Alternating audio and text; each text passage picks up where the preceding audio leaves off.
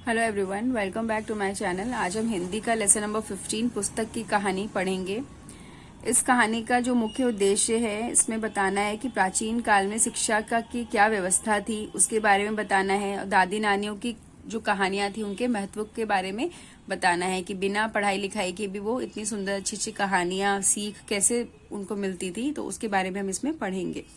तो यहाँ पे कुछ अभ्यास के लिए शब्द दिए गए हैं। यहाँ पे कुछ अभ्यास के लिए शब्द दिए गए हैं। सुनाऊंगी, कहानियां, आश्रम, महत्वपूर्ण, शिक्षा, भोजपत्र, हथौड़ा, सरस्वती, संग्रहालय। एक दिन की बात है, दादी कहानी सुनाने लगी। सौम्या ने कहा, दादी आप इतनी कहानियां कैसे जानती हैं? सीखी है मैंने, दादी ने कहा। पर कैसे दादी माँ? पूर्वा ने पूछा। कुछ तो मेरी दादी माँ ने सुनाई जब मैं तुम लोगों के बराबर की थी, कुछ मेरी माँ ने सुनाई, कुछ मैंने पढ़कर सीखी हैं। क्या आपकी दादी माँ ने भी पढ़कर सीखी? सौम्या ने पूछा। कैसे कैसे दादी माँ? फिर पूर्वा बोली। यहाँ पे पूर्वा, सौम्या और ये सब बच्चियां जो बैठी हुई थी दादी माँ के पास, उनसे पूछ रही हैं कि उन्होंने इतनी सारी स्टोरीज जो सुना रहे हो आप लोग हमें, आप सुनाती हो, वो सब आपने कहाँ से सीखी? तो उसके बारे में वो लोग बात कर रहे हैं। अच्छा, अब तुम अपनी क्या कैसे बंद करो, तो मैं तुम्हें आज पढ़ने लिखने की कहानी सुनाऊंगी। दादी माँ ने बोला कि अगर तुम ये सब अपना क्वेश्चंस पूछने बंद करोगी तो तुम्हें मैं आगे स्टोरी सुनाती हूँ एक। पूर्वा फिर कुछ बोलने वाली थी, पर सौम्या ने इशारे से उसे चुप करा दिया और दोनों चुपचाप दादी की ओर देखने लगी। तो एक दूसरे को उन्होंने चुप कराया और बोला कि चलो सुनते हैं कहानी, दादी की कहानियां, वरना वो सुनाएंगी नहीं। दादी ने बताया, बहुत पहले पुस्तक नहीं होती थी, पर कहानियां तो तब भी होती थी। तो दादी बता रही हैं कि पहले कॉपी किताबें नहीं होती थी, पर फिर भी स्टोरीज होती थी, कहानियां सुनाई जाती थी। कहानी हो या कविता, लोग एक दूसरे को सुनाते थे। सुनने वाला उसे याद रखता था और दूसरों को सुनाता था। हजारों वर्षों तक सीखने सिखाने का यह तरीका था। कहते हैं जो पहले किताबें नहीं होती थी तो लोग चीजों को याद रखते थे। वो एक दूसरे को कहानी सुनाते थे, वो उसको याद रखता था, फिर वो आगे जाके वो कहानी अपने बच्चों को, नाती पोतों को सुनाता था, फिर वो आगे ऐसी चीजें ट्रांसफर होती रहती थी। जैसे आप देखते थे आजकल मोबाइल फोन है तो किसी को अपने मोबाइल नंबर्स ही नहीं याद रहते, पर पहले के जमाने में क्या होता था, सबको मोबाइल नंबर याद रहते थे, फोन नंबर्स याद रहते थे, पता याद रहता था। पर आजकल फोन अवेलेबल है तो सारा चीजें उसी के अंदर फीड हो जाती हैं। पुस्तक नहीं होती थी तो बच्चे स्कूल कैसे जाते थे? उसने क्वेश्चन पूछा बच्चों ने। पूर्वा ने फिर एक कैसे का सवाल पूछ लिया। तब स्कूल रोज नहीं जाना पड़ता था, दादी ने कहा। तो दोनों खुश हो गई। तो पूर्वा उसे पूछने लगी कि बच्चियों ने पूछा, अगर पुस्तक नहीं होती थी तो बच्चे स्कूल कैसे जाते थे, फिर वो पढ़ाई कैसे करते थे? तो उनसे उनकी जिज्ञासा और बढ़ गई। तब दादी माँ ने बताया कि तब उतना ज्यादा स्कूल रोज रोज नहीं जाना पड़ता था। तो दोनों बहुत खुश हो गई कि स्कूल नहीं जाना पड़ता था डेली डेली। आजकल ऐसा क्यों नहीं होता? तो वो खुश हो गए। उन्होंने बोला, आजकल क्यों नहीं होता कि जो हमें स्कूल रोज ना जाना पड़े, हमें तो रोज जाना पड़ता है। सौम्या ने उदास होकर कहा। उस जमाने में 5-6 वर्ष के बच्चे गुरुओं के आश्रम में भेज दिए जाते थे और वहीं रहकर शिक्षा पाते थे। गुरुजी ही उनकी देखभाल करते थे और उन्हें पढ़ाते लिखाते थे। तो दादी माँ ने बताया कि पहले आश्रम होते थे, बच्चों को वहां भेज दिया जाता था 5-6 वर्ष का होते ही, और वहीं पे सारी वो शिक्षा प्राप्त करते थे।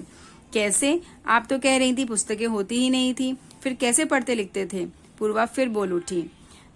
कुछ पुस्तकें बनने लगी थी। कैसे दादी, कैसे होती थी वे पुस्तकें? सौम्या ने पूछ ही लिया। वह पुस्तकें कागज पर छपती थी, क्योंकि वह कोई कागज बनाना जानता ही नहीं था। पुराने लेख ईंट पत्थरों पर या धातु के टुकड़ों पर खोदकर लिखे जाते थे। कलम की जगह कील, छेनी या हथौड़ा काम आता था। तो दादी उनको बता रही हैं, जब बच्चियों ने पूछा कि जब पुस्तकें नहीं होती थी तो कैसे लिखते थे, क्या पेन नहीं होते थे तो कैसे लिखते थे, तो उन्होंने बताया कि ईंट पत्थरों पर ही या धातुओं पर ही उन्हें गोद गोद कर लिखा जाता था। कील, हथौड़ों, उनकी छेनी की मदद से उनको लिखा जाता था। वाह क्या बात है, सौम्या बोली। धीरे धीरे ऐसी पुस्तकें बनने लगी जो संभल कर रखी जा सके। कहते हैं फिर धीरे धीरे पुस्तकें आने लग गई, ऐसे आने लगी ताकि उनको संभाल के रखा जा सके, एक जगह से दूसरी जगह ले जाई जा सके। इसके लिए पेड़ों की छालों पर और पत्तों पर लिखा जाने लगा। कहते हैं पहले क्या होता था, अगर आप कहीं एरिया में कहीं भी रह रहे हो तो आप दीवारों पर, ईंट पत्थरों पर लिख के गाड़ के कुछ भी चीज लिख सकते हो, पर अगर आपको कहीं और जाना पड़े तो क्या होगा, वो वहीं रह जाएगी चीजें। तो लोगों ने फिर दिमाग लगाना शुरू करा, पेड़ों की छालों पर, पत्तों पर लिखना शुरू किया। कैसे कैसे दादी, पूर्वा फिर बोल पड़ी। हिमालय में भोजपत्र नाम का एक पेड़ होता है। तो दादी ने बताया कि जो एक भोजपत्र नाम का एक पेड़ होता है हिमालय में, उसकी छाल पर लिखा जाता था। दक्षिण भारत में ताड़ के पत्तों को छाया में सुखाकर उन पर तेल चुपड़ के नरम बनाया जाता है, फिर उन पर सुई या नुकीली कलम से लिखते थे और पुस्तकें तैयार हो जाती थी। तो उन्होंने बताया कि जो हिमालय में भोजपत्र नाम का पेड़ होता था उसके पत्ते पे लिखा जाता था, और दक्षिण भारत में ताड़ के जो पत्ते होते थे उनको सुखाकर उस पर तेल लगा के उसको नरम कर दिया जाता था ताकि उसमें इजीली लिखा जा सके। तो उससे पुस्तकें तैयार की जाती थी। और ये सब सुनकर उनकी जिज्ञासा और बढ़ गई।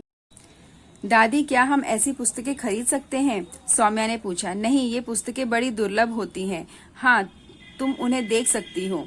तो दादी इस बात से पूछ रही हैं कि क्या आज भी ऐसी पुस्तकें मिलती हैं? हमने तो कहीं नहीं देखी, क्योंकि आज आप लोगों ने भी, बच्चों ने कहीं नहीं देखी होंगी ऐसी पुस्तकें जो कि पत्तों पे या ताड़ के पत्तों पे लिखी हुई पुस्तकें हों। तो उन्होंने पूछा कि क्या हमें ये मिल सकती है? तो दादी माँ ने बोला नहीं, मिल तो नहीं सकती क्योंकि ये बहुत मुश्किल है अब मिलना, पर तुम इनको देख सकती हो। कैसे कैसे दादी? पूर्वा ने पूछा। संग्रहालयों में ऐसी पुस्तकें संभाल के रखी जाती हैं। दिल्ली के राष्ट्रीय संग्रहालय में एक, या तंजावुर के सरस्वती महल संग्रहालय में ऐसी पुस्तकें देख सकते हैं। तो उन्होंने बताया कि ये जो राष्ट्रीय संग्रहालय है दिल्ली में या तंजावुर में जो सरस्वती महल संग्रहालय है, वहां पे इन पुस्तकों को देख सकते हैं। मैं तो पिताजी से कहूंगी कल ही किसी संग्रहालय चले, सौम्या ने कहा। और सौम्या की जिज्ञासा और बढ़ गई उन किताबों को देखने की। तो उसने बोला कि मैं कल ही पिताजी के साथ वहां पे जरूर देखने जाऊंगी। कैसे कैसे? पूर्वा ने पूछा। पर दादी और सौम्या दोनों हंसने लगी। तो पूर्वा भी मुंह फुला लिया। तो वो दोनों उसको देख के हंसने लग गई और उसने फिर मुंह फुला लिया, गुस्सा हो गई कि मुझे क्यों नहीं लेके जा सकते। तो इस पाठ से हमें क्या शिक्षा मिली? पुस्तक की कहानी से हमें यह शिक्षा मिली, दादा दादी की कहानियों से अनुभव और आनंद दोनों मिलता है। तो वो बताते हैं, जो दादा दादी हमें कहानियां सुनाते हैं, बड़े हमें कोई कहानियां सुनाते हैं, तो उनसे हमें उनका एक्सपीरियंस का पता चलता है, उनके अनुभव का पता चलता है कि उन्होंने अपनी लाइफ में क्या क्या किया है। जो चीजें हम आज फेस कर रहे हैं वो लोग 50 साल पहले या 80 साल पहले वो चीजें वो फेस कर चुके हैं। तो इसीलिए उनसे हमें अनुभव लेना चाहिए, ज्ञान लेना चाहिए। तो यहाँ पे कुछ शब्दार्थ है, हम डिस्कस कर लेते हैं। आश्रम, गुरुओं का निवास स्थल जहाँ पढ़ाई होती है। भोजपत्र, हिमालय में बहुत ऊंचाई पे होने वाला वृक्ष के पत्ते। क्रम से, एक बार के बाद दूसरा, फिर तीसरा आदि। संग्रहालय, म्यूजियम, जमाना, समय, युग, दुर्लभ, जो कठिनाई से मिले। मुंह फुलाना, झूठ मूठ का गुस्सा दिखाना। अगला है सोचिए और बताइए। सौम्या और पूर्वा को कहानी कौन सुना रही थी? सौम्या और पूर्वा को कहानियां दादी माँ सुना रही थी। दादी की कौन सी बात सुन के सौम्या और पूर्वा खुश हो गई? पहले के जमाने में स्कूल रोज नहीं जाना पड़ता था। हिमालय पर किस नाम का पेड़ होता था? हिमालय पर भोजपत्र नाम का पेड़ होता था। किस संग्रहालय में पुरानी पुस्तकें देख सकते हैं? राष्ट्रीय संग्रहालय और सरस्वती महल संग्रहालय में। अगला है पाठ ज्ञान, किसने कहा? क्या आपकी दादी माँ ने भी पढ़कर सीखी? सौम्या ने।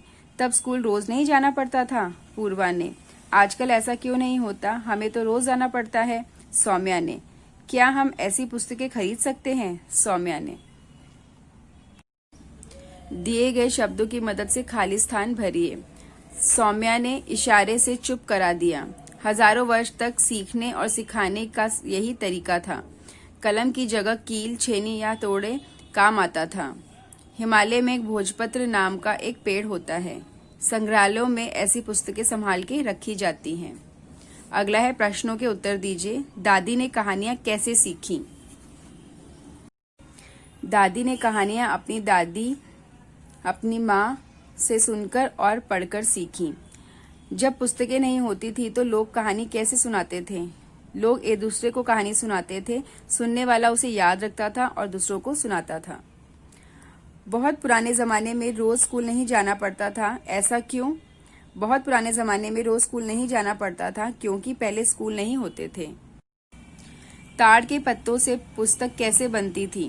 ताड़ के पत्तों से ताड़ के पत्तों को छाया में सुखाकर उन पर तेल चुपड़कर उन्हें नरम बनाया जाता था।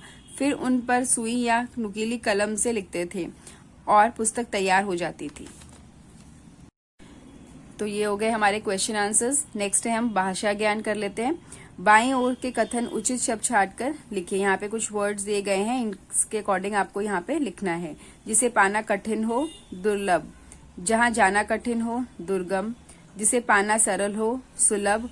जिसे करना कठिन हो, दुष्कर। जहाँ जाना सरल हो, सुगम। अगला है ता जोड़कर भावाचक संज्ञा बनाइए। अधीर अधीरता, सुंदर सुंदरता, विचित्र विचित्रता, समान समानता, भिन्न भिन्नता, मूर्ख मूर्खता। अगला है एक ई अथवा ईय प्रत्यय जोड़कर विशेषण बनाइए। पर्वत पर्वतीय, मानव मानवीय, पूजन पूजनीय, समाज सामाजिक, स्मरण स्मरणीय, पहाड़ पहाड़ी, पंजाब पंजाबी, बिहार बिहारी, दिन दैनिक, इतिहास ऐतिहासिक। उचित विलोम पर सही का निशान लगाइए। राजा रंक, शुभ अशुभ, उचित अनुचित, दंड पुरस्कार, जन्म मृत्यु। तो ये पाठ पुस्तक की कहानी हमारा यहीं पे समाप्त होता है। इस पाठ में हमने पढ़ा कि पहले के ज़माने में बिना पुस्तकों के कैसे पढ़ाई होती थी, कैसे कहानियाँ सुनाई जाती थी, दादा दादी कैसे कहानियाँ सीखते थे, तो उनके बारे में हमने इसमें पढ़ा। तो अब हम मिलेंगे अगले पाठ के साथ। Thank you.